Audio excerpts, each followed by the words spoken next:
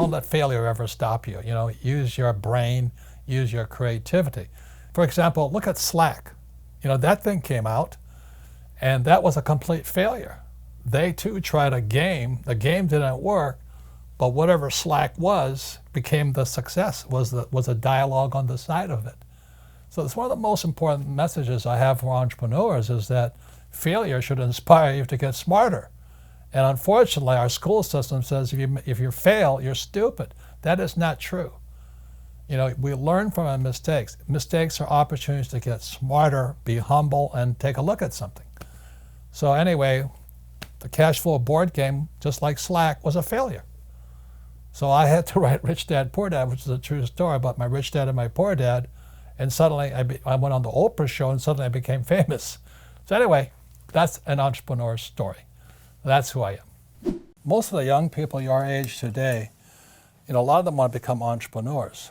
The problem with this, you have to understand tax. You see, this is all over the world, very little difference. These guys pay 40% of their money in taxes. So they make $1,000, they're going to spend $400 in taxes. These guys that make $1,000, they're going to pay 60% in tax. So our schools are teaching entrepreneurship, but they're not teaching them tax, okay? And because they're focusing on income. Over here, it's 20% in tax. So they make $1,000, only $200 goes to tax, and these guys, 0%. So the reason financial education isn't working in our school systems is they're teaching financial education for these people and these people, but to really become rich, you have to focus on this side here. And that's the difference between a rich dad and the financial and what they're teaching in school right now.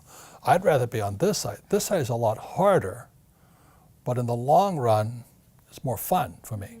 On this side here, it's harder, but you're paying tax constantly. So these guys here are saying tax to rich. Well, these guys don't pay taxes. And as strange as that may seem, and I'm talking about legal, this is all over the world. So that's the big difference here. One last thing, which I think most millennials understand, is, you know, in Rich Dad, Poor Dad, I wrote about Ray Kroc, founder of McDonald's. And he was teaching at the University of Texas, the MBA program. And Ray asked, and most of the MBAs are going to come out here. So Ray Kroc asked him, he says, what business is McDonald's in? And everybody yelled and said, no, we know you're in hamburgers. And Ray says, no, we're not, McDonald's is not hamburgers. McDonald's is in the business of real estate over here.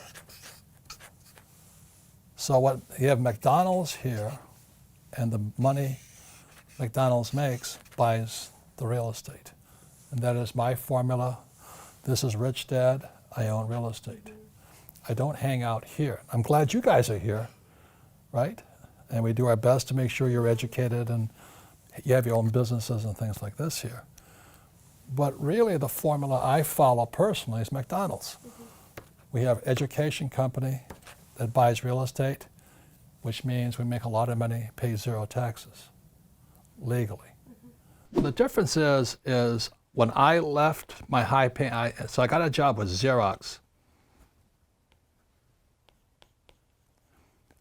So that's the last job I ever had. So when you look at the cash flow quadrant here, ESBI, here I was, okay? And I was making a lot of money at Xerox. Yeah. I went to Xerox for one thing, not the money. I worked at Xerox because I had to learn how to sell. Because entrepreneurs have to learn how to sell. So I was preparing for this quadrant here. Yeah. But I was really preparing for the big business quadrant. So I took a job at Xerox for 4 years, so I was preparing for these 2 quadrants here. So when I talk to young people like you're here in social media, you're learning the same thing I was learning at Xerox, except you're learning technology-wise. Yeah. It's very smart. 100%. That's exactly what I'm doing here. Yeah. And one thing I actually really do appreciate when I worked at the bank was that we were very sales orientated, and that's all that mattered. And I think that's where I got a lot of my sales skills too from. Correct. Like talking it was to people. learning how to get rejected and finding a way to not get rejected next time. Good.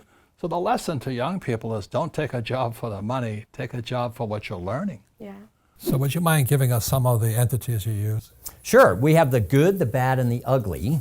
And on the bad entities would be a sole proprietorship.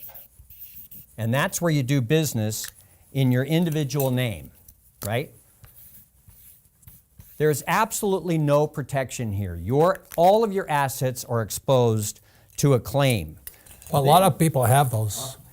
By default, you get into business, and if you don't form a corporation, you're a sole proprietor, and all of your assets are exposed. We also have the ugly entities.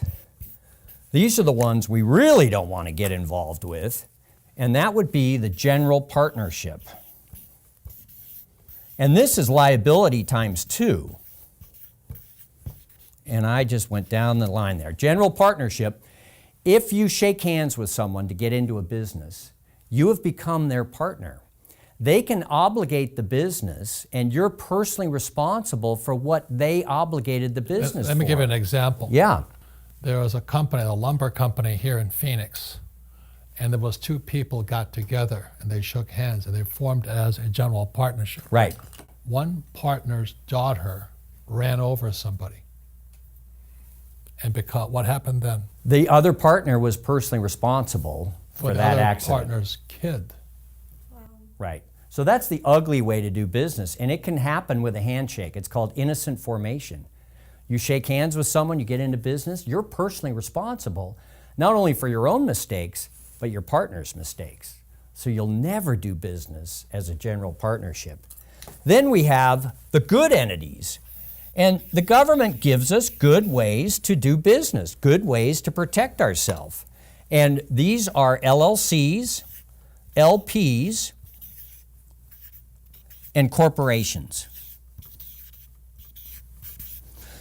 These are the good ones. LLCs stand for limited liability company. Limited partners, LP stands for limited partnership. And then we have corporations. These are the ways you're going to move C forward. corporation, C corp. We have different taxation. You have a C Corp, which is double taxed. We have the S Corp, which is a flow-through tax. There's only one tax. You're going to work with your CPA on what is best for you. In school, they compensate for risk by telling you to memorize the right answer. So in other words, these kids leave, young people like you, leave school thinking, oh, if I know the right answers, then there's no risk. And it drives old guys like me crazy. Because everybody's talking about millennials. What's wrong with them? You know, millennials are the most highly, in many ways, the most highly educated generation in history. They have the cell phone. They didn't get educated in school. They got educated on social media, on the cell phones. They know all the answers, but they're afraid of doing anything. Yeah. You know, the biggest complaint about my generation is millennials know all the answers, but they can't do anything. And the reason they can't do anything is because you might hurt somebody's feelings, you might make a mistake, you know, and that just keeps you guys just trapped in this little box here. Yeah. So that's one of the reasons I think millennial money is such an important point here, because if you're going to come into my world, old guy's world, or the information age, you've really got to understand what is risky and what is not risky. And in my world, if you play it safe, that makes you stupid. Because if you don't take risks, you don't get smarter. Yeah. You know, so you may know the answer, but you can't do anything. Yeah. And one of the best things I had is I went to military school, then I went to flight school. I had such great teachers, you know. All of them could fly. You know, so my flight instructor could fly. What a novel idea. You know, a flight instructor can fly. But when I was in high school, most of my teachers were terrified. They're all cowards, you know, job security. Don't make mistakes. Just memorize the right answer and you'll be safe. And that's why most school teachers aren't rich. Yeah. And they teach that to your generation Yeah. today. And most of them are teaching us things that they don't do on a daily basis. Like we have entrepreneurship classes, Oh! and they're Don't get not me started. entrepreneurs, you know? So it's kind of frightening when you think we're relying on the school system. Oh. And the fact that they're teaching us, so the way to get through college, right, is practicing all the right answers, taking the exam, putting in all the right answers. Yeah. When in real life, that's the last thing that'll ever happen, right? No. Like, you talk about fake, this is my book, Fake here.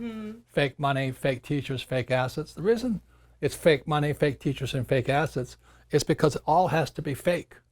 You have to have fake teachers to understand fake money. Then you have to have fake assets to buy those stocks, bonds, and mutual funds, fake assets. But without fake teachers, fake money, you can't do it. So that's why I love working with on these programs here. Because if you're going to be successful, you've got to take some risk. So in my work, I work for this. Like, I don't need the money. Yeah. But as my teacher was Dr. R. Buckminster Fuller. And he says, I don't work for me, I work for everyone. And that was one of the biggest lessons I got from the military. From the military was very high spiritual intelligence. That's why your dad and I get along so well. So, Because when we went into combat, which is a horrible experience of good and bad people, enemy and friends, but when we climbed into our aircraft, there was a crew of 5. We became one. It is the best feeling, as horrible as it is, flying into combat, because we might not come back. But it was the highest feeling of all. It was spiritual. And I'm afraid it's not just millennials, it's human beings, Well, is this good? Is this bad? Is this the best Vuitton shirt? Can I get it at a better price?